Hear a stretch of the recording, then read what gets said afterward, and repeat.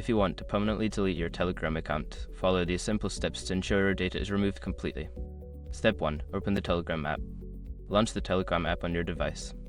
Make sure you are logged into the account you wish to delete. Step 2. Access settings. Tap on the menu icon 3 horizontal lines in the top left corner of the screen. From the menu, select Settings to access your account settings. Step 3. Go to Privacy and Security. In the Settings menu, scroll down and select Privacy and Security. This section contains various options related to your account's privacy. Step 4. Find the Delete Account option. Scroll to the bottom of the Privacy and Security section. Look for the option labeled Delete My Account or F-A4. Tap on it to proceed. Step 5. Confirm account deletion. Follow the prompts to confirm that you want to delete your account. You may need to enter your phone number or verification code. Once confirmed, your account will be permanently deleted.